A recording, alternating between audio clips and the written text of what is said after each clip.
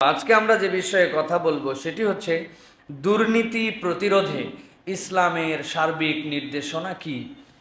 ইসলাম একটি শাশ্বত ধর্ম ব্যবস্থা এবং ইসলাম এমন একটি ধর্ম ব্যবস্থা যেটি মানব জীবনের সকল দিককে সম্পৃক্ত করেছে। এই জায়গাতে একজন মানুষ কিভাবে মানুষ হিসাবে গড়ে উঠবে, কিভাবে সে জান্নাতের ট্র্যাকে টিকে থাকবে, কিভাবে সে আল্লাহ রাব্বুল আলামিনের দেওয়া ইজ্জতকে নিজের জীবনে, সমাজে, পরিবারে, অর্থনীতিতে সব জায়গাতে এটার বাস্তবায়ন করবে, এর সামগ্রিক যে নির্দেশনা, এই নির্দেশনা সম্বলিত জীবন ব্যবস্থার নাম হচ্ছে ইসলাম। ইসলাম কেবলমাত্র এরকম কোনো নিরেট ধর্মর নাম নয় যে যেটি আপনাকে কিছু আনুষ্ঠানিকতা, সর্বস্ব ধর্ম, জুম্মার দিনে নামাজ পড়বেন, 27 রাত্রে কিছু রাত্রি জাগরণ করবেন, নিসফুম মিনাশ শাবানে আল্লাহর কাছে মাপ চাইবেন, ঈদের দিন আনন্দ অনুভূতি করে ঘুরে বেড়াবেন, বাকি সময় আপনি আপনার মতো করে পরিবার, পরিজন, সমাজ, রাষ্ট্র ব্যবস্থা, অর্থনীতি, ব্যাংক সব চালাবেন। ইসলাম এরকম কোন ব্যবস্থাপনার নাম নয়। ইন্নাদ দীনা ইনদাল্লাহিল ইসলাম, আল্লাহর কাছে একমাত্র জীবন ব্যবস্থা ইসলাম। এটা যদি কেউ মেনে নেয় তবেই সে মুসলমান, আর যদি না মানে, আল্লাহ কোরআনে বলছেন আফাতুমিনুনা বিবাদিল কিতাব ওয়া তাকফুরুনা বিবাদ ফামা জাযাউ লিমান ইয়াফআল যালিক। তুমি এই বিধানের কিছু অংশ মানবে আর কিছু অংশ মানবে না, এটার কি তোমার বিনিময় হতে পারে? এর দ্বারা বোঝা যায় কিছু মানে আর কিছু মানে না, কিছু স্বীকার করে আর কিছু স্বীকার করে না। এইটা কখনো কোনো পূর্ণ মুমিনের চরিত্র হতে পারে না। ঠিক একই রকম ভাবে আমরা আমাদের সমাজে, বিশেষ করে লাস্ট কিছুদিন, আমরা আমাদের যে দুর্নীতি, আমাদের যে অপরাধ, আমাদের যে দেশের দেউলিয়াত্ব, এইগুলো আমাদের সামনে এমনভাবে চাক্ষুষভাবে প্রমাণিত হয়েছে। এত আইন, এত কানুন, এত ধরনের বিধিবিধান, এত ধরনের অমুক প্রতিষ্ঠান, তমুক প্রতিষ্ঠান। এখন আমরা তো দেখতে পাচ্ছি যেই প্রতিষ্ঠান দুর্নীতি রোধ করবে সে প্রতিষ্ঠান নিজেই দুর্নীতিগ্রস্ত, ঠিক না ভাই? যেই প্রতিষ্ঠান আপনাকে ধরে আপনাকে বিচারের আওতায় আনবে, ওই ব্যক্তিটাই নিয়োগ পাইছে দুর্নীতি করে। কি তাহলে বাংলাদেশে একটা কথা প্রচলিত আছে, সরিষা দিয়ে নাকি ভূত তাড়ায়। এখন সরিষা নিজেই ভূত, তাড়াবেন কারে? এই জন্য ইসলাম দুর্নীতি প্রতিরোধে কিছু নির্দেশনা দান করেছে। আমরা খুবই সংক্ষিপ্ত সময়, এটা ডিটেলস আলাপ, কিন্তু প্রাইমারিলি একটা নলেজ দেওয়ার জন্য যে ইসলামের পদ্ধতিটা কত অদ্ভুত সুন্দর, ইসলাম কোন প্রক্রিয়ায় পৃথিবীর সর্বকালের সর্বশ্রেষ্ঠ অসভ্য মানুষদেরকে মাত্র অল্প সময়ের ব্যবধানে এমন শ্রেষ্ঠ মানুষ বানালো যে পৃথিবীর সর্বকালের সর্বশ্রেষ্ঠ মানুষ ওই মানুষদের ব্যাপারে সাক্ষ্য দিয়ে গেছেন, খৈরুল উমুরি করনি সুম্মাল্লাযীনা ইয়ালুনাহুম সুম্মাল্লাযীনা ইয়ালুনাহুম। আমি মুহাম্মদ সাল্লাল্লাহু আলাইহি ওয়াসাল্লাম তোমাদেরকে জানালাম, আদম আলাইহিস সালাম থেকে কিয়ামত পর্যন্ত যত যুগ, যত কাল, যত মানুষ আসবে, আমার যুগের যেই মানুষকে জাহেল বলা হয়েছিল, জাহেলিয়াতের সাথে সম্পৃক্ত করা হয়েছিল, ওই মানুষের থেকে উত্তম মানুষ আর পৃথিবীতে আসবে না। এই পরিবর্তন হয়েছে ইসলাম দিয়ে, কোরআন দিয়ে, ঠিক কি না? ঠিক তো জোরে বললাম। এখন আরেকটা ঠিক জানতে চাই, যে কোরআন দিয়ে পরিবর্তন হয়েছিল, ওই কোরআন কি অবিকৃতভাবে এখন পর্যন্ত সংরক্ষিত আছে না বিকৃত হয়েছে? যেই মুহাম্মদুর রাসূলুল্লাহ সাল্লাল্লাহু আলাইহি ওয়াসাল্লাম এই মানুষকে, সমাজকে স্বর্ণালী মানুষ বানিয়েছিলেন, ওই রাসূল সাল্লাল্লাহু আলাইহি ওয়াসাল্লামের জীবনের প্রতিটি দিক, প্রতিটা পদক্ষেপ সংরক্ষিত আছে না নাই? তাহলে আমরা যদি অনুসরণ করি, আমরা যদি ওই পথ ও পাথেও আমাদের জীবনে নেই, তাহলে আমাদেরও ভালো মানুষ হওয়ার চান্স আছে না নেই? আল্লাহ রাব্বুল আলামিন বলছেন, দুনিয়ার মানুষ ভালো করে বোঝো, আমি আল্লাহ রাব্বুল আলামিন মানুষকে প্রথমে দুর্নীতিমুক্ত, মানুষকে ন্যায়ের উপরে প্রতিষ্ঠিত করার জন্য 1 নম্বর যে পদ্ধতি আমার নবীকে দিলাম, ওই পদ্ধতিটা কিয়ামত পর্যন্ত তোমাদের জন্য চলমান থাকবে। আল্লাহ রাব্বুল আমিন বলছেন, মানুষ যদি নিজেকে দুর্নীতি মুক্ত করতে চায়, এক নম্বর তার উপায় হচ্ছে রব্বুল আলামিনকে ভয় করতে হবে। আল্লাহর ভয় নাই যেখানে, হাজার সিসিটিভি ক্যামেরা আইন কানুন লাগালেও দুর্নীতি কিয়ামত পর্যন্ত সেখান থেকে দূর হতে পারে না। আল্লাহ রাব্বুল আমিন বলছেন, ইয়া আইয়ুহান নাসু তাকু রাব্বাকুমুল্লাযী খালাকাকুম মিন নাফসিন ওয়াহিদাহ ওয়া খালাকা মিনহা যাওজাহা ওয়া বাসসা মিনহুমা রিজালান কাসীরান ওয়া নিসা। আল্লাহ বলছেন, ও দুনিয়ার মানুষ, ভালো করে সম্বোধন বোঝেন। ইয়া আইয়ুহাল মুমিনুন, ইয়া আইয়ুহাল মুসলিমুন, ইয়া আইয়ুহাল আরাব। আল্লাহ একটাও বলেন নাই, আল্লাহ ইউনিভার্সাল সম্বোধন করে কিয়ামত পর্যন্ত মানুষকে বলছেন, ইয়া আইয়ুহান নাস, ও দুনিয়ার মানুষেরা, ইত্তাকু রব্বাকুম, তোমরা তোমার রবকে ভয় করো, তোমরা মুত্তাকি হও। আল্লাহ বলছেন, কেন মুত্তাকি হবে? আল্লাহ বলছেন, মুত্তাকি হওয়ার কারণ খলাকাকুম মিন নাফসিন ওয়াহিদা। আল্লাহ বলছেন, আমি তো সেই রব, যেই রব তোমাদেরকে এক আত্মা থেকে সৃষ্টি করেছি। অতএব স্রষ্টার কাছে বান্দা যতক্ষণ পর্যন্ত তার সৃষ্টি হওয়ার বিষয়টাকে স্বীকার করে নিয়ে মাথা ঝুঁকায় না দিবে, পরিপূর্ণভাবে ওই মানুষ কখনো ভালো মানুষ হওয়া সম্ভব নয়। আল্লাহ রাব্বুল আমিন বলছেন, ওয়া খালাকা মিনহা যাওজাহা, আর আমি রব্বুল আমিন তোমাদের জন্য তোমাদের স্ত্রীকেও সৃষ্টি করেছি। ওয়া বাসসা মিনহুমা রিজালান কাসীরান ওয়া নিসা, আর আমি আল্লাহ তোমাদের মধ্যে থেকে অসংখ্য অগণিত ধারায় কিয়ামত পর্যন্ত অনাগত সময় পর্যন্ত পুরুষ এবং নারীকে সৃষ্টি করেছি। আল্লাহ বলছেন, আমি রব যে তোমার স্রষ্টা, এই রবের কাছে তুমি যদি একবার নিজেকে সমর্পণ করে দাও আর অনুভব করো যে তুমি নিজে নিজেই সৃষ্টি হও নাই। যেই ব্যক্তি নিজে নিজে সৃষ্টি হয় নাই, সে নিজে নিজে বানানো আইন কানুনও মেনে নিতে পারে না। সৃষ্টি করেছেন যিনি, আইন কানুন মানবে তার, ঠিক কি না? এই আয়াতে কারিমা আমাদেরকে সাক্ষ্য দেয়, পরবর্তী অংশ আমাদেরকে বুঝায়, রব্বুল আলামিন তার যে বিধান দিয়েছেন, ওই বিধান অনুযায়ী যদি আপনি না চলেন, ওই হুকুম অনুযায়ী যদি আপনি না চলেন, আপনি যদি মনে করেন আমার মন পছন্দ আইন অনুযায়ী আমি চলবো, কিয়ামত পর্যন্ত সমাধান নাই। এই যে সাউন্ড সিস্টেমের মাধ্যমে আমি কথা বলতেছি, এই জায়গায় সাউন্ড বক্সের মধ্যে, অ্যাম্পলিফায়ারের মধ্যে পিন ঢুকানোর পয়েন্ট আছে, আছে না? এরপরে সেই জায়গায় সাউন্ড বাড়ানোর জন্য নব আছে। এখন নবের মধ্যে ইন্ডিকেশন দেওয়া আছে 1 2 3 4 5 6 7 8 9। 1 হচ্ছে সবচেয়ে কম, 2 হচ্ছে তার চেয়ে বেশি, 3 হচ্ছে তার চেয়ে বেশি। বাম থেকে ডানের দিকে মোচড় দিতে হবে আপনাকে। যদি দেন তাইলে আপনার সাউন্ড বাড়বে, আর বামের থেকে যদি ডানের থেকে বামে চাপ দেন আপনার সাউন্ড কমবে। এখন বলছেন আমার টাকা দিয়ে আমি মাইক কিনছি, আমার সাউন্ড বক্স আমি লাগাইছি, বেটা তুই বললেই হবে নাকি আমি বামের দিকে ঘুরাইয়া দিয়ে আমি ভলিউম বাড়াবো? বাড়বে কেন? বাড়বে না। আমার টাকা, আমার সমাজ, আমার দেশ, আমার আইন, আমার আদালত, আমার সংসদ, আমি আমার মতো চলবো। কিয়ামত পর্যন্ত ছোট্ট উদাহরণ দিয়ে বুঝে নেন, যে যেই জিনিসকে সৃষ্টি করে ম্যানুয়াল দিয়েছে, ওই গাইডেন্স যদি আপনি অনুসরণ না করেন, ওই জিনিস যেরকম আপনাকে সাপোর্ট করবে না। আল্লাহ বুঝাতে চান, ইয়া আইয়ুহান নাস ইত্তাকু রাব্বাকুমুল্লাযী খালাকাকুম, আমি রব তোমাকে সৃষ্টি করেছি, অতএব আমার আইন যদি তুমি না মানো, অনুসরণ না করো, কিয়ামত পর্যন্ত তোমাদের বানানো আইনে দুর্নীতি দূর করা সম্ভব নয়। আল্লাহ রাব্বুল আমিন এই জন্য বলছেন, ওয়াত্তাকুল্লাহাল্লাযী তাসাআলুনা বিহি ওয়াল আরহাম ইন্নাল্লাহা কানা আলাইকুম রাকীবা। আমার রব বলছেন, এমন একজনের কাছে তোমার জবাবদিহি করতে হবে, এমন একজনের সামনে তোমাকে দাঁড়াতে হবে।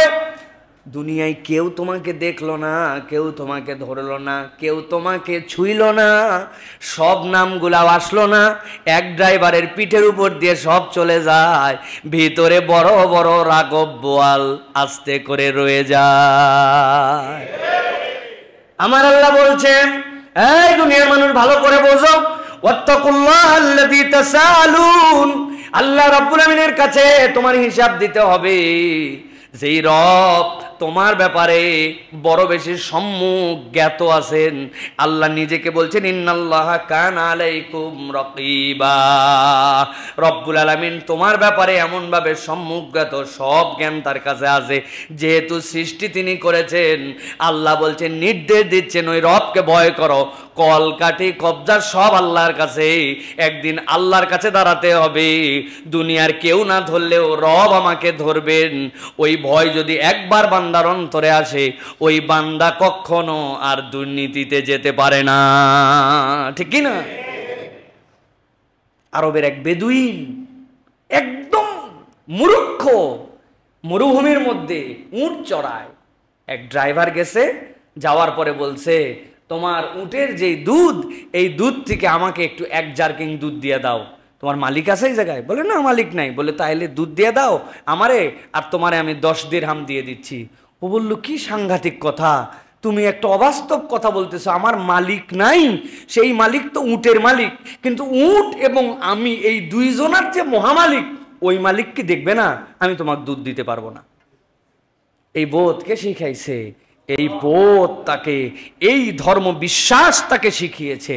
এই জন্য ধর্মহীন জাতি, বেহায়া জাতি, ইসলাম বিমুখ জাতি যত বেশি আপডেটেড হতে যাবে, তত বেশি সে ব্যাকডেটেড হবে। আর ইসলামকে অনুসরণ করে, সম্মান করে, ধর্মীয় শিক্ষা, নৈতিক শিক্ষা যে জাতি সমৃদ্ধ হবে, এই জাতি তত বেশি আপডেটেড হবে, ঠিক কিনা? আপনি আপনার সংজ্ঞা চেঞ্জ করেন, আপনি স্মার্ট বাংলাদেশের সংজ্ঞা চেঞ্জ করেন।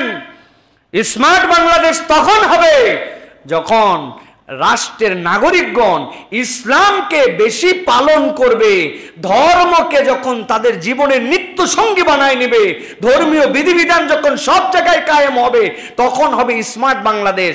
আর নচেত এটা ঠুনকো নামাঙ্কিত স্মার্ট হবে, কিন্তু এটা শয়তানিতে ভরা একটা দেশ হবে, ঠিক কিনা?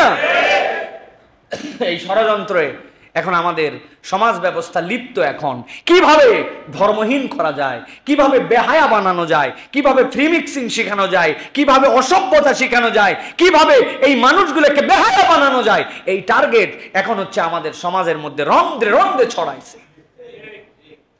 ক্লাস 6 এর বাচ্চা কাচ্চা, ক্লাস 4 এর বাচ্চা কাচ্চা, ছেলেও আছে মেয়েও আছে, একসাথে তাদেরকে শেখানো হচ্ছে পিরিয়ড কোনো সমস্যা নয়। আচ্ছা, পিরিয়ড কি আসলে কোনো সমস্যা? না, আমরাও তো বলি পিরিয়ড কোনো সমস্যা নয়, কিন্তু তাদের উদ্দেশ্য কি? তারা কি পিরিয়ড কোনো সমস্যা নয় বোঝানোর জন্য এই ডায়লগ দেয়? না, তাদের ডায়লগ হচ্ছে ওই ক্লাসের মধ্যে 40টা মেয়ে আছে, 40টা ছেলে আছে, ছেলে মেয়েকে কোরাস করে এইটা বলানোর দ্বারা তাদের টার্গেট তাদের মধ্যে লজ্জা তুলে দেওয়া, আর তুলে দেওয়া, তাদেরকে বেহায়া বানানো। আপনার যদি পিরিয়ডিক্যাল টার্ম শিখাতে হয়, মেয়েদেরকে মেয়েদের শিক্ষক দিয়ে আলাদা করে শিখান। ছেলেদের পিরিয়ড কোনো সমস্যা নয়, এটা শিখানোর দ্বারা পিরিয়ড শিখান না, বেহায়াপনা শিখান, ঠিক কিনা? এটা আমাদের দেশে প্রমোট করা হচ্ছে, এই বেহায়াপনা তাদেরকে শেখানো হচ্ছে।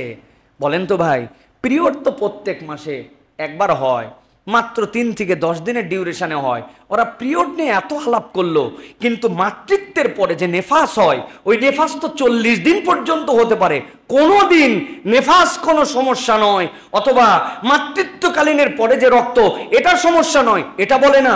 অথচ ওই সময় তার শিশু তার কাছে আসে, ওই সময় তার পরিবার তার সাথে আসে, সদ্য ভূমিষ্ঠ শিশুর নানান ধরনের জার্ম, বিভিন্ন ধরনের সমস্যা হতে পারে। ওইটা তো আরো বেশি সতর্ক করার কথা, ওইটার কথা তারা বলে না। তাদের টার্গেট বেহায়া বানানো। বেহায়া বানানোর ফলাফল কি জানেন? বেহায়া বানানোর ফলাফল, আগে একটা মানুষ, মহিলা, তার 60-70 বছরের জীবন চক্রে মাত্র 40 থেকে 50টা পিরিয়ডিক্যাল সার্কেল ছিল। প্রত্যেক মাসে যেই মা বোনদের পিরিয়ড হয়, ম্যাচুর হওয়ার পর থেকে, বালেগা হওয়ার পর থেকে, সে মাত্র 40টা পিরিয়ড নিয়ে তার জীবন পার করে ফেললো। ব্যাপার কি? অবাক হবেন না? বছরে 12টা পিরিয়ড হওয়ার কথা, 60 বছর বাঁচলো, 40টা পিরিয়ডে তার জীবন শেষ। হ্যাঁ, ওই সময় তাদের লজ্জাশীলতা, তাদের নিজেদের সম্ভ্রম, এইরকম উন্মুক্ত অনাচার, অজাচার, এইগুলা না থাকার কারণে তাদের মাতৃত্বকালীন সময়ই আসতো দেরিতে, তারা ম্যাচুরি হতো 10, 12, 13 বছর বয়সে। এরপরে বিবাহ, 8-10টা বাচ্চা কাচ্চা হতো। এরপরে বিয়ের পরবর্তী তার যে ডিউরেশন ফাঁক থাকতো, 40 বছর 50 বছর পরে তো মেয়েদের অটোমেটিক আল্লাহ আবার পিরিয়ড বন্ধ করে দেন। এই জীবনে তার 40-50 পিরিয়ড, 12-13টা বাচ্চা কাচ্চা, তার হায়াত চক্রটা এমন ছিল। আর এখন সেই সার্কেল 60-70 বছরে একটা মেয়ের পিরিয়ড হয় 350 থেকে 400 সার্কেলে রূপান্তর হয়েছে। ওদের টার্গেট প্যাডের ব্যবসা করা, স্যানিটারি ন্যাপকিনের ব্যবসা করা, মুসলিম উম্মাকে বেহায়া বানানো, ছেলে মেয়ের মধ্যে লজ্জাশীলতা তুলে দেওয়া। যেখানে মা বোন তাদের ইস্যুটা, তাদের বাবা তাদের স্বামী এইগুলা দেখবে, সেটা না করে তারা বলতেছে তোমার যদি পিরিয়ডের প্যাড লাগে বাপকে কেন বলবে, মাকে কেন বলবে, তোমার ভাইকে বলো, বন্ধুকে বলো। এটার দ্বারা তারা অসভ্য সমাজ, একটা বর্বর সমাজ, একটা লজ্জাহীন সমাজ, এইটা একটা তুলে আমাদের সমাজের যে তাহজিব তামাদ্দুন এটা দূর করতে চায়। এইটার দ্বারা কখনো স্মার্ট আর মডার্ন বাংলাদেশ বানানো সম্ভব নয়। এটার দ্বারা অনিবার্য ধ্বংসের দিকে বাংলাদেশকে নিয়ে যাওয়া হচ্ছে। আমরা যদি সচেতন না হই, আমাদের ভবিষ্যৎ প্রজন্মকে নিয়ে আমাদের বড় আফসোস করতে হবে। এই জন্য আল্লাহ রাব্বুল আলামিন বলছেন, আমি বললাম ইয়া আইয়ুহান নাসু তাকু রাব্বাকুমুল্লাযী খালাকাকুম, আমি রব তোমাকে সৃষ্টি করেছি, আমি রব তোমার গাইডেন্স দিয়েছি, আমাকে ভয় করো, আল্লাহ রাব্বুল আলামিনকে ভয় করে চলো। আল্লাহকে ভয় করা মানে কি? আল্লাহর হুকুম আহকাম মেনে চলো। আল্লাহর হুকুম আহকামের মধ্যে মুক্তি। আর এক দল ইসলামের বিপক্ষে এজেন্ডা বাস্তবায়ন করে এখন আমাদেরকে বেহায়া বানাতে চায়। এই বেহায়া বানানোর বাংলাদেশের প্রধান কারিগর, মাদার অব বেহায়া, সকল বেহায়ার বীজ যেখান থেকে আসছে, ওই প্রতিষ্ঠানের নাম হচ্ছে ব্র্যাক। নাম কি? নাম কি? নাম কি? মুখস্থ করে রাখেন। এরা হচ্ছে মাদার। এরা বিদেশ থেকে মিলিয়ন মিলিয়ন ডলার পায় শুধুমাত্র এই দেশের মধ্যে বেহায়াপনাকে প্রমোট করার জন্য। সমকামিতাকে প্রমোট করছে, এলজিবিটি কিউকে প্রমোট করছে, সমতন্ত্র প্রমোট করছে, ফালতু কথা বলছে, এমন অবাস্তব এমন ধরনের ধারণা দিচ্ছে যেটা মুখে উচ্চারণ করা কঠিন। তারা নাটক বানায়া, তারা সিনেমা বানায়া, কার্টুন বানায় আপনার আমার বাচ্চাকে বলতেছে হস্তমৈথুন করে তুমি নিজেকে কেন শাই ফিল করছো, এটা কোনো সমস্যা না, এটা কোনো লজ্জার বিষয় নয়, একটা ছেলে একটা মেয়ে প্রাপ্তবয়স্ক হলে করবে, এটাই তো স্বাভাবিক। নাউজুবিল্লাহ বলছেন, এটা হচ্ছে এখন আউজুবিল্লাহর কাতারে নিয়ে আসেন। নাউজুবিল্লাহ মানে কে আছে না আছে, আপনি ডান বামে গেলে আমরা সবাই পানাহা চাই। এই বাংলাদেশ আর নাই। এই বাংলাদেশেও একদল বলতেছে এখন এটা সমস্যা নয়, এখন আউজুবিল্লাহ বলে নিজের পরিবারকে নিজে রক্ষা করেন। নচেত এদের ষড়যন্ত্র যদি সফল হয়, আগামী 50 বছর পরে এই দেশে মুসলমানদের তাহজিব তামাদ্দুন থাকবে না। আপনার আমার বাচ্চা বেহায়া হয়ে যাবে, আপনার আমার বাচ্চা ইসলামের পরিচয় দিতে শাই ফিল করবে। ওরা এই টার্গেট নিয়ে কাজ করছে। সচেতন হতে হবে আমাদেরকে, ঠিক কিনা? খুব সাবধান প্রিয় ভাইয়েরা।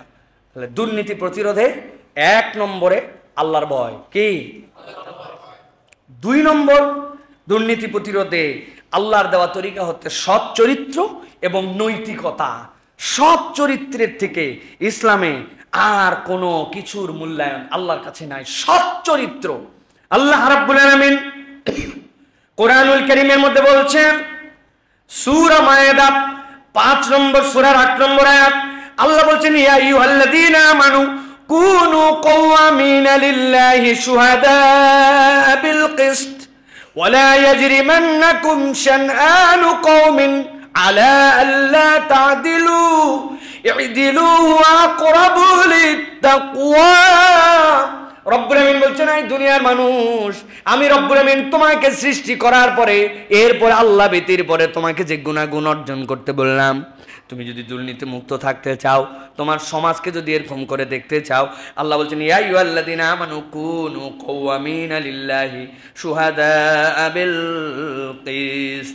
আল্লাহ বলছেন তোমাদের জন্য দায়িত্ব, আল্লাহ রব্বুল আলামিনকে তোমরা যদি রব হিসেবে বিশ্বাস করো, তাহলে তোমরা ন্যায়নিষ্ঠ ন্যায় পরায়ণতার উপরে তোমরা অবিচল থাকো। ওয়ালা ইয়াজরিমান্নাকুম শানআনু কওমিন আলা আল্লা তা'দিলু। কোনো কম কোনো দল কারো প্রতি অন্তরের মধ্যে বিদ্বেষ থাকার কারণে কখনো যেন ন্যায় বিচার থেকে তাদেরকে তোমরা বঞ্চিত করো না। অনেক ইন্টেলিজেন্ট ব্রাঞ্চের লোকেরা আজকে আসেন আমাদের এখানে, বিভিন্ন পর্যায়ের গোয়েন্দা ডিপার্টমেন্ট, বিভিন্ন ডিপার্টমেন্ট, তারা সালাম বিনিময় করেন আমাদের সাথে, দায়িত্বপ্রাপ্ত হয়ে কথা বলার জন্য, কথা শোনার জন্য আসেন তারা।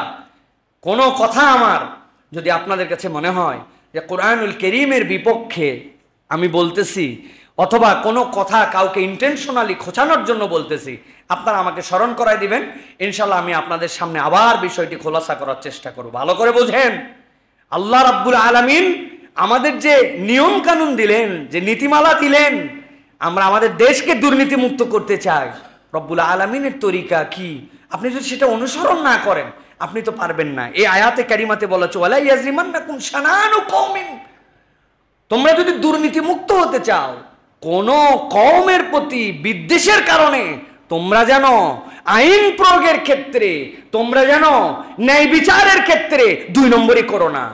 বুকে হাত দিয়ে বলতে হবে, এই দেশে গোষ্ঠী বিদ্বেষ, দল, নানান কারণে ন্যায় বিচার থেকে লক্ষ লক্ষ মানুষকে বঞ্চিত করা হয় কিনা, হয় কিনা? মানুষের প্রতি জুলুম হয় কিনা? আদালত থেকে বেইনসাফ হয় কিনা?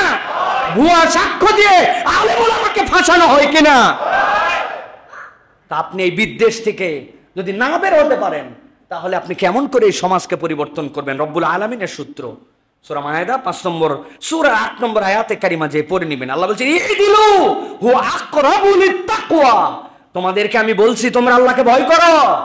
আমি আল্লাহ রাস্তা দেখাই দিলাম কেমনে আল্লাহকে ভয় করবে। তোমরা আদালত কায়েম করো, ইনসাফ করো, ন্যায় বিচার করো। আল্লাহ বলছেন এটা তোমাকে মুত্তাকি বানায় দিবে। সুবহানাল্লাহ। সমাজে কোন ক্ষেত্রে ইনসাফ আমরা পূর্ণাঙ্গভাবে দেখতে পাই না। সব জায়গায় স্বজনপ্রীতি, দুর্নীতি, দলপ্রীতি, আমাদের নিজস্ব পরিমণ্ডল প্রীতি, এই প্রীতির ঠেলায় এই দেশে ন্যায় নিষ্ঠ আদালত ইনসাফ সব এখন ওই জাদুঘরে রাখার মতো জায়গায় চলে গেছে। এই জন্য প্রিয় ভাইয়েরা, সৎ চরিত্র এবং নৈতিকতা সম্পন্ন মানুষ হতে হবে। নৈতিকতা যদি না থাকে তাহলে আমরা কখনো সমাজকে দুর্নীতি মুক্ত করতে পারবো না। এটা হচ্ছে আমাদের 2 নম্বর বিষয়। প্রিয় ভাইয়েরা, রাসূলুল্লাহ সাল্লাল্লাহু আলাইহি ওয়াসাল্লাম বলেছেন তোমাদের মধ্যে সর্বোত্তম সে যার চরিত্র এবং ব্যবহার সর্বোত্তম। তা আমার চরিত্র সর্বোত্তম না, আমার ব্যবহার সর্বোত্তম নয়, আমি চারিত্রিকভাবে ভণ্ড, উপরে আমি যে লেবাস পরে থাকি ওইটা তো আমার বাহ্যিক খোসার তো আমার কোনো ভ্যালু নেই আল্লাহর কাছে। এই জন্য প্রিয় ভাইয়েরা, সচ্চরিত্রবান হতে হবে। রাসূলুল্লাহ সাল্লাল্লাহু আলাইহি ওয়াসাল্লাম বলছেন তোমরা কল্যাণ করো, তোমরা সত্যের সাথে থাকো, আল বিররু ইয়াহদি ইলাল জান্নাহ, তোমার এই কল্যাণকামিতা তোমাকে জান্নাতে পৌঁছায় দিবে। খারাপ থেকে বাঁচো, খারাপ থেকে বাঁচো, জেনে রাখো এই খারাপ তোমাকে জাহান্নামে পৌঁছায় দিবে।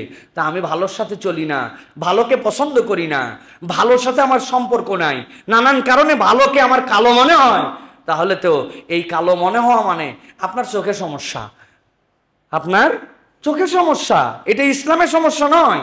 অতএব আপনার সতর্ক হয়ে আমাদের প্রত্যেককে সৎ চরিত্র এবং নৈতিকতা সম্পন্ন মানুষ হতে হবে। এটা না হলে সমাজের এই সকল ভণ্ড মানুষ দিয়ে আপনি দুর্নীতিকে না বলুন, অমুককে না বলুন, এটা বলায়া কখন আপনি দুর্নীতি দূর করতে পারবেন না।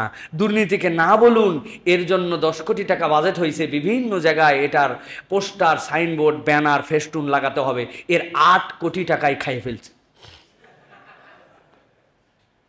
3 নম্বরে, দুর্নীতি দূর করতে হলে ইনসাফ এবং ন্যায় বিচার লাগবে। কি লাগবে? ইনসাফ এবং ন্যায় বিচার। সূরা নিসা 135 নম্বর আয়াতে কারিমার মধ্যে আল্লাহ রাব্বুল আলামিন ডিটেইলস আপনার আমার জন্য প্ল্যানিং দিয়েছেন। রব্বুল আলামিন কি বলছেন দেখেন, ইয়া আইয়ুহাল্লাযীনা আমানু কুনু কাওয়ামিনা বিল কিসতি শুহাদাআ লিল্লাহ ওয়ালাউ আলা আনফুসিহিম আউল ওয়ালিদানি ওয়াল আকরাবিন ইয়াকুন গানিয়ান আও ফাকিরান ফাল্লাহু আউলা বিহিমা। রব বলছেন আমি তোমার ব্যাপারে, তোমাদেরকে তোমাদের ব্যাপারে নির্দেশনা দিচ্ছি। ইয়া আইয়ুহাল্লাযীনা আমানু, ঈমানদারেরা, কুনু কাওয়ামিনা বিল কিসত, তোমরা সত্যের উপরে, ন্যায় বিচারের উপরে, ইনসাফের উপরে, আদালতের উপরে অটলভাবে তোমরা দাঁড়ায় যাও। তোমরা জেনে রাখো তোমরা যে কাজটা করতেছো এইটা রব্বুল আলামিনকে সাক্ষ্য মেনে তোমরা করতেছো। দুনিয়ার কেউ তোমার জন্য এটা ধরাছোঁয়ার না থাকলেও তোমার রবের কাছে তুমি এটার জন্য দায়বদ্ধ। রব এরপরে বলছেন তোমাদের নিকটাত্মীয়, তোমাদের পরিবার পরিজন, কেউ ধনী কেউ গরিব, কেউ তোমার কাছের কেউ তোমার দূরের, এইগুলা যেন প্রভাবিত হয়ে তোমাদেরকে ন্যায় বিচার থেকে দূরে না সরায়।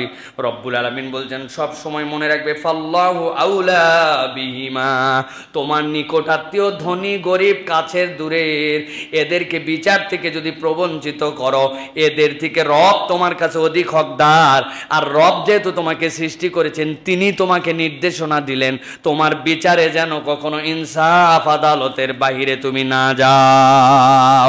বুকে হাত দিয়ে আমাদের মানুষদেরকে যদি জিজ্ঞাসা করা হয় আমরা আমাদের দেশে ইনসাফ আদালত প্রতিষ্ঠিত করতে পেরেছি কিনা, আমাদের অধিকাংশ মানুষ সাক্ষ্য দিতে বাধ্য হবে আমরা এত বছর স্বাধীন হলেও এখন পর্যন্ত পূর্ণ ইনসাফ আদালত কায়েম করতে পারি না।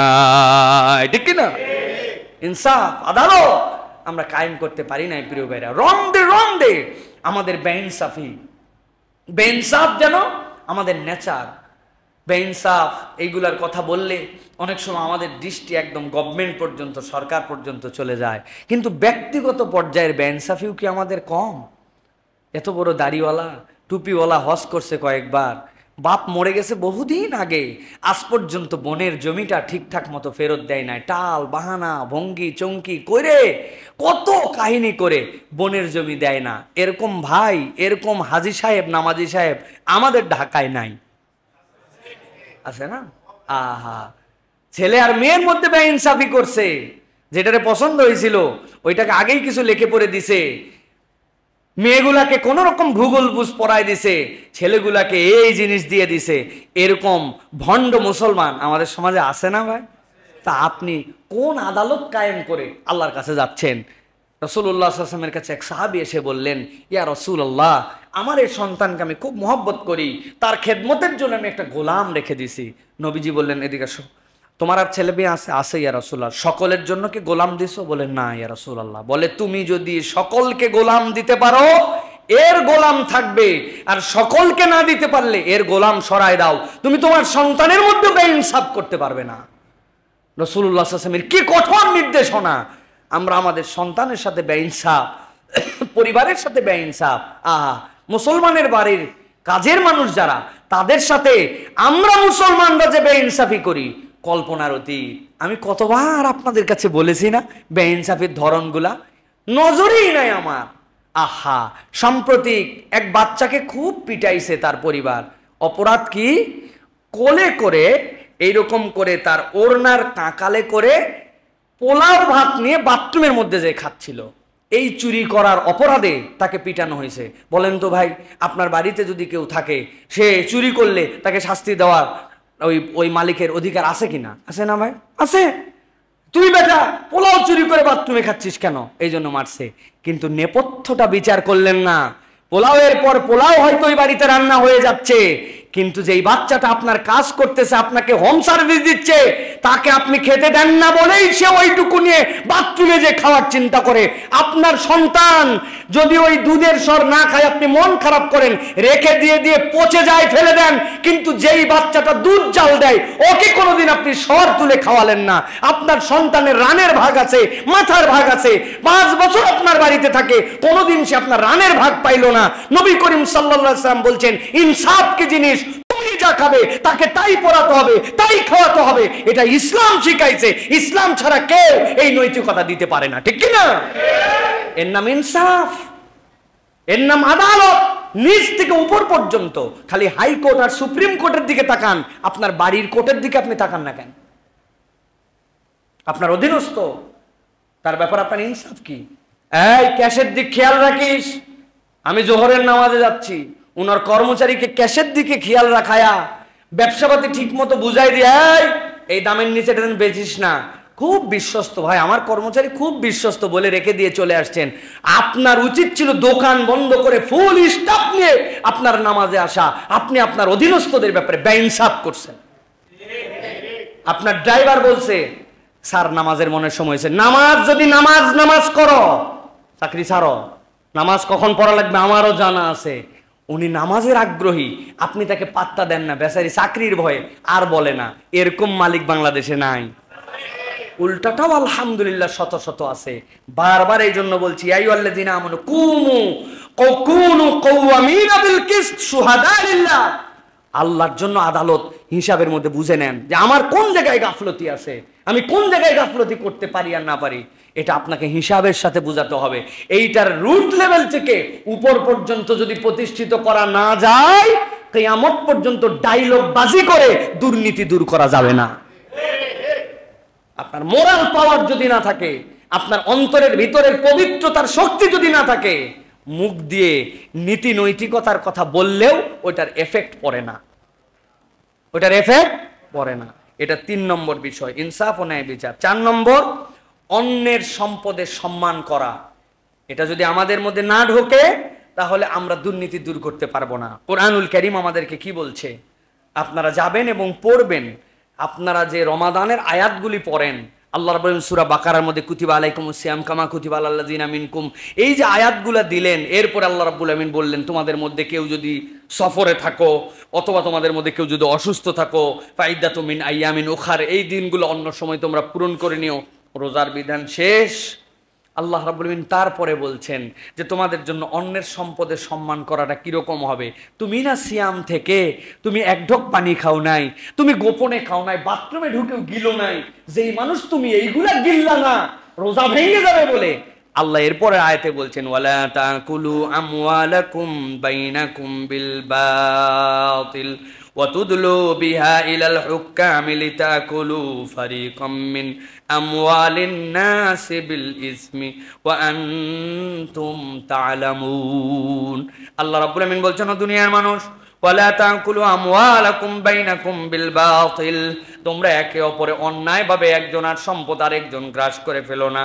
ওয়া তুদলু বিহা ইলাল হুক্কাম, চিন্তা করছো আমি খাবো না, কিন্তু আদালত যদি আমাকে দিয়ে দেয় আমার সমস্যা কোথায়, এটা কেস ঠুকে দেই, যদি পাইলে পাইলাম, আমি তো নিতে চাই নাই, আদালত দিয়েছে। আল্লাহ বলছেন অন্যায়ভাবে কখনো কেস কামারিতে যেও না, অন্যায়ভাবে কখনো এটা হাকিমের কাছে উপস্থাপন করো না, তুমি তো জানো এই সম্পদ তোমার কিনা। অতএব আল্লাহ রাব্বুল আমিন বলছেন কখনো অন্যায়ভাবে এই কাজ করতে যেও না।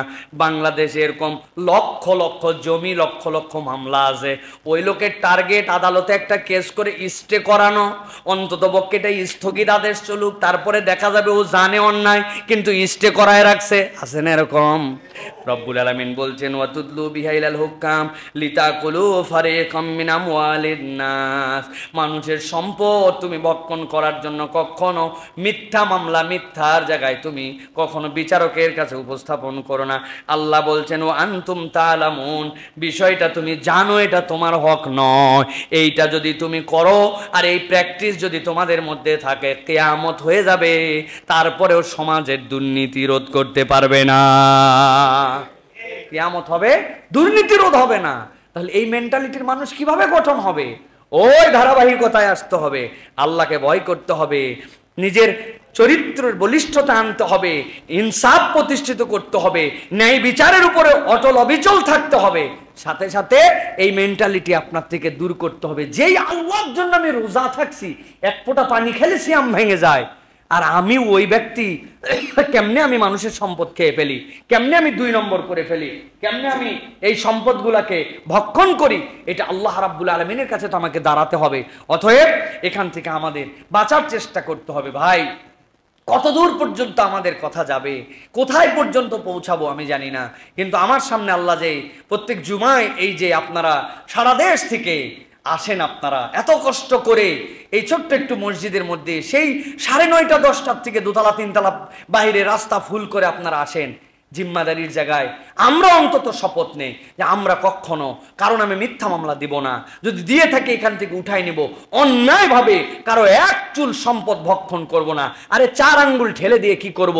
কবর তো আমার সেই নির্ধারিত জায়গার মধ্যে হবে, হাসরের ময়দানে তো আমাকে নির্ধারিত জায়গায় উঠতে হবে। এই 4 আঙ্গুলের মায়ায় জাহান্নামের দিনে আমি আমার ওই বোঝা পিঠে টেনে কেমন করে নিয়ে যাব? এই কয়টা মানুষ যদি আমরা শপথ নিতে পারি, এটাই আমাদের জন্য কামিয়াব হবে ইনশাআল্লাহ। রাজি আছে ইনশাআল্লাহ? আমরা কখনো কারো সম্পদ কোনোভাবে জ্ঞাতসারে অন্যায়ভাবে নিব না, এটা আমাদের শপথ হবো। পারবো ইনশাআল্লাহ? আল্লাহ আমাদেরকে বোঝার তৌফিক দান করেন। প্রিয় ভাইয়েরা, 5 নম্বরে ইসলাম ঘুষ গ্রহণের ব্যাপারে আবার আলাদা করে নিষেধাজ্ঞা দিয়েছে। অন্যায় থেকে বাঁচো, আল্লাহকে ভয় করো, ভালো মানুষ হও, মিথ্যাভাবে মানুষের সামনে দলিল উপস্থাপন করে জমি ভক্ষণ করার, সম্পদ ভক্ষণ করার চেষ্টা করো না। অন্যের সম্পদকে আল্লাহ হারাম করেছেন। নবী করিম সাল্লাল্লাহু আলাইহি ওয়াসাল্লাম ওই বিদায় হজের ভাষণ থেকে বলে দিয়েছেন, এটা তোমাদের জন্য, মুমিনের জন্য এটা হারাম, তাদের রক্ত হারাম, তাদের সম্পদ হারাম তোমাদের জন্য। আল্লাহ তারপরে আলাদা করে আবার বলছেন যে তোমাদের জন্য ঘুষ, এখান থেকে বাঁচো, উৎকোচ থেকে বাঁচো। এইখান থেকে যদি তোমার জাতিকে ফেরাতে না পারো তাহলে এই জাতি পচে যাবে, এটা রন্ধ্রে রন্ধ্রে দুর্গন্ধ বের হবে। কেননা ঘুষ এমন একটা জিনিস, আল্লাহ রাসূল সাল্লাল্লাহু আলাইহি ওয়াসাল্লাম বলছেন, আর রাশি ওয়াল মুরতাশি কিলাহুমা ফিন্নার, ঘুষ দেয় যে খায় যে, উভয়কেই আল্লাহ জাহান্নামে নিক্ষেপ করবেন। অতএব এখান থেকে আমাদেরকে বাঁচতে হবে। প্রিয় ভাইয়েরা, আজকে এই যে ঘুষ দিব না, এই বোধ কোথা থেকে জাগ্রত হবে? হালাল হারামের কনসেপ্ট থেকে এই বোধ আসবে, কোনটা হালাল কোনটা হারাম। কিন্তু বলেন তো ভাই, আমরা যে শিক্ষা ব্যবস্থায় আমাদের প্রজন্মকে বড় করে তুলছি স্কুলিংয়ে, এখানে কি হালাল এবং হারামের বাজ বিচার বোধ, এই মেধা মনন তৈরি করার মতো কোনো কার্যক্রম আছে?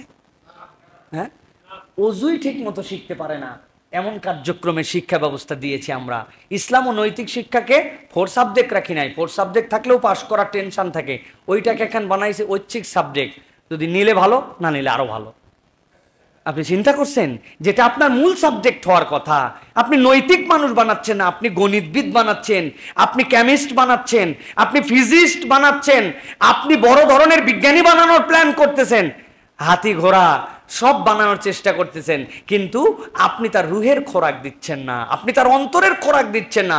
হারাম কোনটা, হালাল কোনটা, আল্লাহর হুদুদ কোনটা, কোন পর্যায়ে চললে তুমি নীতি নৈতিকতা সম্পন্ন মানুষ হবে, এইগুলা কিছু নাই। অন্যকে ব্রেন ডেভেলপমেন্ট করতেছে শুধু। ভাই, আপনি কি জানেন একটা জিনিস, এই যে আমাদের শিক্ষা ব্যবস্থায় বাংলা, ইংরেজি, গণিত, সমাজ, গণিতের মধ্যে আবার কবিতা, গদ্য, পদ্য, পোয়েম, পোয়েট্রি, এই যে বিষয়গুলি আমাদের নানান কিছু দিয়া এই যে 11 ক্লাস 12 ক্লাস পর্যন্ত নিয়ে যাওয়া হয়। কেন নিয়ে যাওয়া হয় বলেন তো ভাই? এই কবিতা যেগুলো বাংলা শিখলাম, এই যে বিষয়গুলি আমরা শিখলাম, এইগুলো আমাদের কোনোদিন কাজ দিবে? কিন্তু কেন শিখায়? ব্রেনের চর্চার জন্য। আপনার ব্রেনটাকে বিভিন্ন ডাইমেনশনে যদি ওইটাকে চাষ করা হয় তাহলে একটা ক্রিয়েটিভ মানুষ তৈরি হবে। এটা প্রমাণিত সত্য, এই কালচার মানুষের দ্বারা প্রমাণিত সত্য। কিন্তু যেই ব্রেন আপনি ডেভেলপ করলেন, ওইটা সঠিক রাস্তায় চলবে না ব্যাঠিক রাস্তায় চলবে? যেই ক্যানেল আপনি খনন করে পানি নিয়ে আসলেন, ওইটা ক্ষেতকে ডুবায় দিবে নাকি সেচ লাগবে তখন পানি দিবে? এইটা নিয়ন্ত্রণ এবং এইটা ব্যবস্থাপনা যদি আপনি না জানেন, তাহলে ওই খাল কাটা আপনার জন্য বড় বিপদ হবে। এখন আপনি যে শিক্ষা ব্যবস্থায় চাষ করায় সন্তানকে বড় করতেছেন, ও তো এমন ক্রিয়েটিভ হয়েছে যে ও কোন দিকে যাইতে হয় আর কোন দিকে যাইতে হয় না জানে না, তার নীতি কোনটা, নৈতিকতা কয়টা, এটা বোঝে না। আপনারা দেখছেন কিনা জানি না, আমরা ফেসবুকে মাঝে মাঝে থাকি, বোরখা পরে হুজুরদের সামনে হিন্দি সিনেমায় বাৎসরিক অনুষ্ঠানে নাচে। কারণ ওর ধারণা বোরখা পরে এরপরে সব করা যায়। আছে কি নাই? অন্যদের গায়ে থুতু দিলাম না, নিজের গায়ে থুতুটা নিলাম, নিজের গায়ে থুতু নিলাম। বোরখা পর্যন্ত পড়তে পারার পরে কোনটা হালাল আর কোনটা হালাল বুঝতে পারে না। আর যার কাছে কোনো নীতি নৈতিকতার বালাই নাই, সে কেমন করে হালাল আর হারাম বুঝবে? ওর দ্বারা দুর্নীতি না করলে ওকে বকা দরকার, যে তুই করলি না কেন, এটা করাই তো তোর শিখাইছেই তো করা। দুর্নীতি না করলে অবাক হবেন, করলে অবাক হবেন না। কাঁঠাল খুলে রেখে দিছেন, মাছি আসতেছে না, তাহলে বুঝতে হবে দেশে কোনো সমস্যা হয়েছে, নিশ্চয় মাছিদের অসুখ হয়েছে অথবা মাছিদের পেট খারাপ করছে। তাছাড়া কাঁঠাল খোলা, তুই আসলি না মানে কি? কথা ঠিক কিনা ভাই? তা আপনি যেভাবে নীতি নৈতিকতাহীন এই জেনারেশন তৈরি করতেছেন, ও যদি কুকামাকাম না করে, বিস্ময়কর ব্যাপার। কি ব্যাপার? কুকামাকাম করতেছে না কেন? নিশ্চয় ওর ইয়েতে সমস্যা আছে, ওর সোড়া কাটা। প্রিয় ভাইয়েরা, কম দুঃখে এই কথাগুলি বলছি না, আমরা ইসলাম থেকে দূরে সরে যাচ্ছি প্রিয় ভাইয়েরা। এই জন্য ইসলাম আলাদা করে বলছে ঘুষ এটার সাথে তোমার কোনো সম্পর্কই থাকতে পারে না, দূরতম তোমার সম্পর্ক থাকতে পারে না প্রিয় ভাইয়েরা। নবী করিম সাল্লাল্লাহু আলাইহি ওয়াসাল্লাম একটা সাংঘাতিক হাদিস আছে। নবীজি সাল্লাল্লাহু আলাইহি ওয়াসাল্লাম আবু হুরায়রা রাদিয়াল্লাহু তাআলাকে বলছেন, আবু হুরায়রা, যখন আমানতদারিতা নষ্ট হয়ে যাবে তখন কিয়ামত জন্য অপেক্ষা করো। আমি বলি, ইয়া রাসূলুল্লাহ, আমানতদারিতা আবার নষ্ট হয় কেমনে? উনাদের লেভেলটা কি বুঝেন, উনাদের লেভেলটা কি? আমানতদারিতা নষ্ট হয় মানে কি সাংঘাতিক কথা, আপনি কি বুঝালেন এর দ্বারা? বলে আমানতদারিতা হচ্ছে রাষ্ট্রের দায়িত্ব যেইগুলো আছে, ওই দায়িত্বে যখন অযোগ্য, অদক্ষ এবং অপরিপক্ক ব্যক্তিরা দায়িত্ব নেবে, ওইটাই আমানতদারিতা নষ্ট হয়ে যাবে, তখন তুমি কিয়ামতের অপেক্ষা করো। ভালো করে বুঝে দেখেন, আমাদের যেই জায়গায় যাকে বসানোর কথা, যেই জায়গায় যার থাকার কথা, যেই জায়গায় যার পদায়ন হওয়ার কথা, আমি তো অবাক হই, আপনারা অবাক হন কিনা আমি জানি না। সংসদ ভবনে যেই সকল লোক বক্তব্য দেয়, এই বক্তব্য আমি ক্লাস 6-এ দিতে পারতাম। বললেন হুজুর কেমন করে পারতেন? কালচার ছিল আমাদের, 50টা সাবজেক্ট দিয়ে কৌটার মধ্যে রাখতো, জানতাম না পর্যন্ত কি সাবজেক্ট, ওখান থেকে একটা তুলে নিয়ে এইটা পড়ে উপস্থিত বক্তব্য দিতে হতো। একদিনে এটা হয় নাই, এরকম হতে হতে প্রজন্মের সেরা তার্কিক হলাম। 2002 সালে বাংলাদেশের যত ইউনিভার্সিটি ছিল, যত পাবলিক ইউনিভার্সিটি ডিবেটর ছিল, বক্তা ছিল, আব্দুল্লাহ সাইফুল্লাহকে রব্বুল আলামিন ওই সেশনে সেরা তার্কিক বাংলাদেশের বানাইছিল। এটা একদিনে তো না, এখান থেকে নিচ থেকে হতে হতে প্র্যাকটিস করতে করতে এক জায়গায় আসছি আমরা।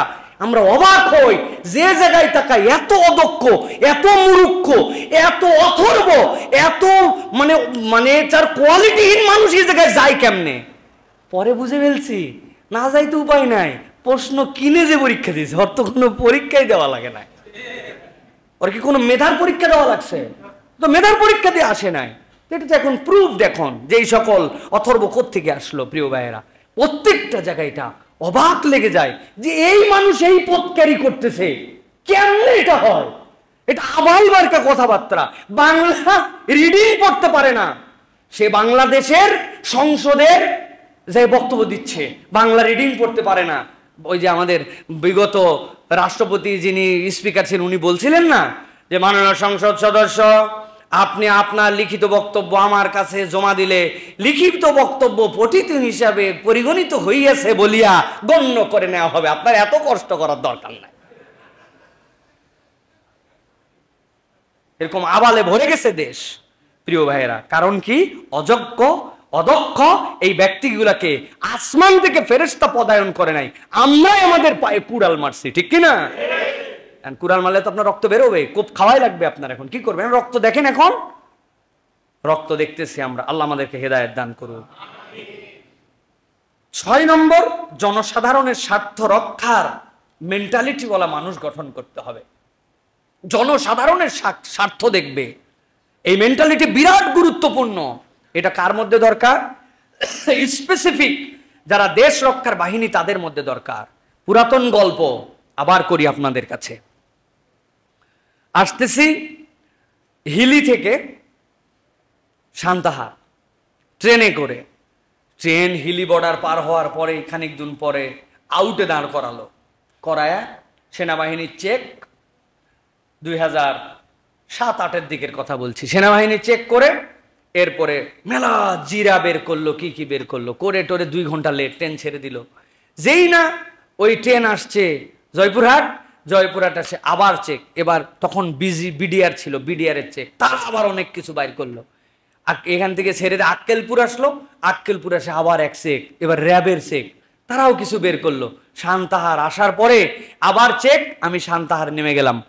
প্রিয় ভাইয়েরা, ভালো করে বুঝেন, এই চেকটা, এই অবৈধ স্মাগলিং, এইগুলা ট্রেনের থেকে বের করা, ধরা, এইগুলাকে আটকানো আমাদের যে সকল দায়িত্বশীল বাহিনী আছেন তাদের দায়িত্ব কিনা? তারা ভালো কাজ করেছে কিনা? ভালো কাজ করছে। কিন্তু এখানে একটা কিন্তু আছে। কিন্তুটা হচ্ছে, যেই ট্রেনের মধ্যেই মাল সামান উঠলো, যেই ট্রেনের মধ্যে স্মাগলিং হলো, স্মাগলাররা উঠলো, এই বাথরুমের মধ্যে, ছাদের মধ্যে, এখানে ওখানে গুজায় রাখলো। ভাই, এই মাল তো আসমান থেকে নামে নাই, এটা বর্ডার পার করে অবৈধভাবে ঢুকছে। তা আপনি আপনার বর্ডারটা যদি এমন করেন যে দিক দিয়ে কিছু ঢুকবে না, ট্রেন কি আপনার জয়পুর, সান্তাহার, আক্কেলপুর আউটে দাঁড় করানোর দরকার আছে? বেরিবাদ দিছে ওই জায়গায়, দিয়ে পুরো ঢাকা বেঁচে গেল। আপনি যদি চিন্তা করতেন ঢাকা বাঁচার দরকার কি, আমাদের মোল্লা সাহেব চিন্তা করছে আমার মিরপুর বাঁচলে হয়, উনি মিরপুরে বাউন্ডারি দিচ্ছে, পুরো ঢাকা তো তলায় থাকতো। আরেক এমপি যদি মনে করতো যে আমার আরেকটু বড় করি, গাবতলী সহ দেই, তলায় থাকতো। বেরিবারটা দেওয়ার কারণে ঢাকার এই পাশটা আমরা বেঁচে গেলাম। তো আপনার বেরিবারটা ওই যে বর্ডারে দিলে সমস্যা কোথায়? বর্ডার খোলা রেখে, বর্ডার থেকে 2 নম্বর লোক রেখে, বেইনসাফ বেআমানতদার, জনগণের স্বার্থ রক্ষা করে না এইরকম ব্যক্তিরা ওখান থেকে নেশা জাতীয় দ্রব্য ঢোকে, ওখান থেকে 2 নম্বর জিনিস ঢোকে, ওখান থেকে গরু পাচার হয়, দেশের স্বার্থ বিরোধী, যুব সমাজকে নষ্ট করার মাদক আছে। ওই জায়গায় আমাদের পাহারা মজবুত নয়।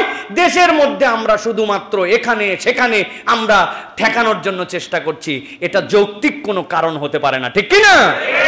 এই জন্য আমাদেরকে ইমানদার জেনারেশন দিয়ে, আমাদের দায়িত্বশীল ভাই যারা আছেন, এই দেশকে যদি ভালোবাসেন, তারা এই দেশের খাদেম হিসাবে নিজেকে যদি উপস্থাপন করেন, আমার দেশকে আমি সুন্দর করব, আমার দেশকে আমি ভালো রাখবো, আমার দেশের স্বার্থ রক্ষা করব, জনগণের স্বার্থ রক্ষা করব, এই মেন্টালিটিওয়ালা একদল মানুষ যদি তৈরি হয়, ইনশাআল্লাহ এই দেশ দুর্নীতি মুক্ত হবে, ঠিক কি না?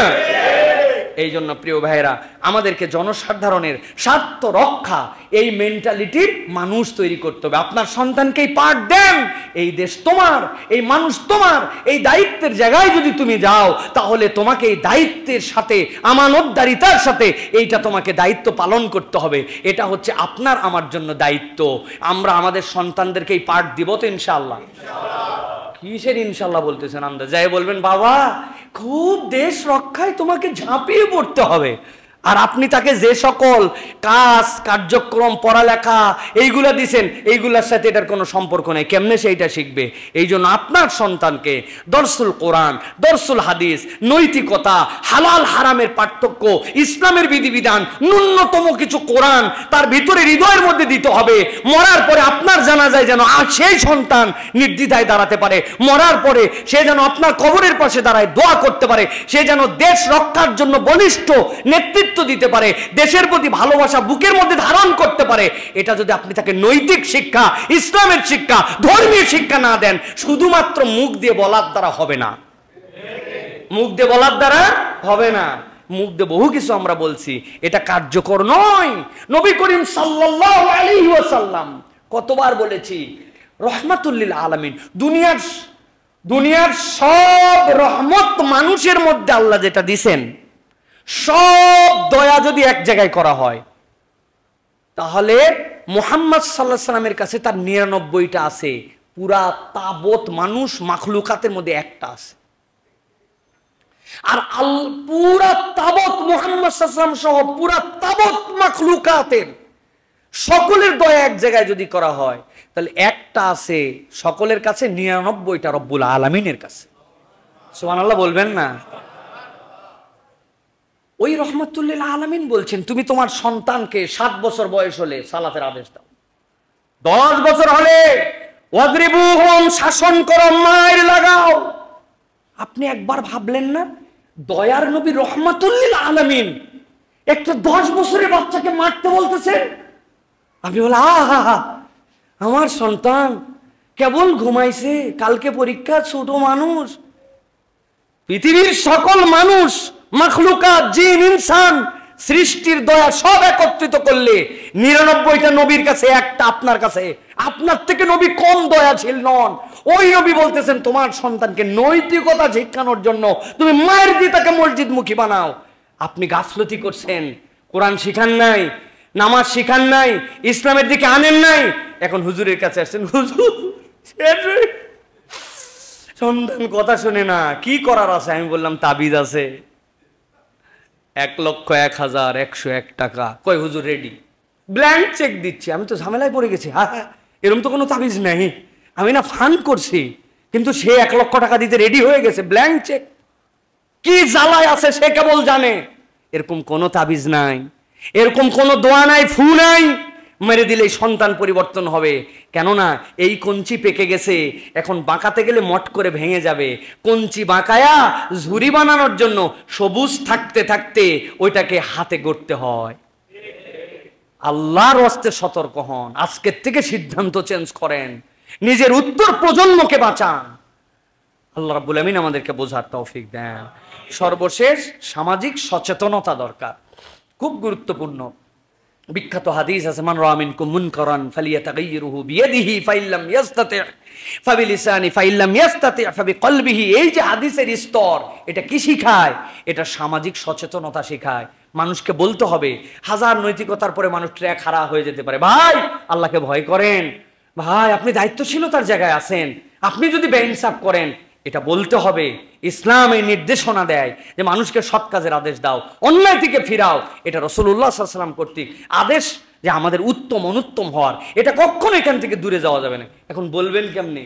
বললেই তো ওই লোক খেপে যাবে, পাওয়ার দেখায় আপনাকে সাইজ করবে। কোনো এক পুলিশ ভাই ধরেন দুর্নীতি করতেছে অথবা ট্রাকের থেকে টাকা খাচ্ছে, নিয়ে আপনি গাড়ি দাঁড় করে বলেন, ভাই কি ব্যাপার, দেখলাম টাকা খাচ্ছেন, বলে এক ধরে আগে এক মামলা দে এর নামে।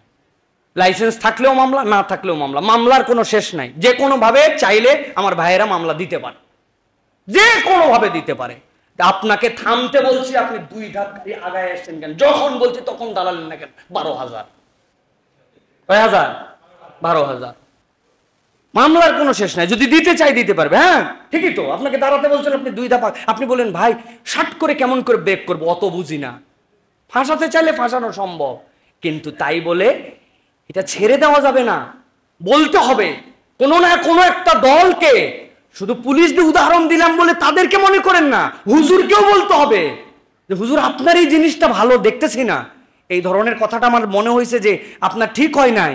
এক মুসলমান আরেক মুসলমানের জন্য দর্পণ স্বরূপ, আয়না স্বরূপ একজন আরেকজনকে সতর্ক করবে, এটার নাম সামাজিক সচেতনতা। আল্লাহ রাসূল সাল্লাল্লাহু আলাইহি ওয়াসাল্লাম বলছেন, কুনতুম খায়রা উম্মাহ, আমার প্রতি আয়াত অবতীর্ণ হয়েছে এই জন্য তোমরা পৃথিবীর শ্রেষ্ঠ উম্মত, যে তোমরা সৎ কাজে আদেশ দাও, অন্যায় থেকে ফিরাও। তাআওয়ানু আলাল বিররি ওয়াত তাকওয়া ওয়া লা তাআওয়ানু আলাল ইসমি ওয়াল উদওয়ান। খারাপ কাজে হেল্প করো না, ভালো কাজে সহযোগিতা করো। খারাপ কাজ থেকে তোমার ভাইকে ফিরাও, ভালো কাজে উৎসাহ দাও। এই আমল বন্ধ হলে আমাদের সমাজ শেষ হয়ে যাবে, ঠিক কি না? এই আমল করতে রাজি? আমল করতে রাজি, মানতেও রাজি হন। কেউ কিছু বললেই চাটাং করে লাফ দিয়ে উঠেন না, আগে দেখেন যে ঠিক বলছে কিনা। যদি ঠিক বলে মেনে নেন, এটা মেনে নিয়ে তারপরে আপনি সুন্দর করে তাকে অ্যাপ্রিসিয়েট করেন। কিন্তু আমাদের তো মানার কোনো তবিয়ত নাই, বলছে বেশি বোঝে, উনি সব বুঝে, বিরাট জ্ঞান লাগে, বলার ধরন শুনলেই মেজাজ খারাপ হয়ে যায়। আছে না ভাই আমাদের? এগুলো কারা? আমরা। বলেন বলেন, খালি মানুষের কান্দের মধ্যে ফালায়েন না প্রিয় ভাইয়ের। আমাদেরকে এই চেতনাটা জাগ্রত করতে হবে। তাহলে আবার 6টা পয়েন্টের কথা বলি, কোনগুলা বলছি আপনাদের কাছে। 1 নম্বরে বলেছি আল্লাহর ভয়, সৎ চরিত্র এবং নৈতিকতা, ইনসাফ ও ন্যায় বিচার, অন্যের সম্পদের সম্মান করা, ঘুষ গ্রহণে আলাদা নিষেধাজ্ঞা, জনসাধারণের স্বার্থ রক্ষা। এই কাজগুলি যদি আমরা কোরআন সুন্নাহর আলোকে করতে পারি, ইনশাআল্লাহ আমাদের দেশ ইনশাল্লাহ দুর্নীতি মুক্ত হবে। দুর্নীতি 100% মুক্ত না হলেও এইটার হার 90% কমে যাবে ইনশাআল্লাহ। আল্লাহ আমাদেরকে এই বোধ জাগ্রত করার তৌফিক দান করেন।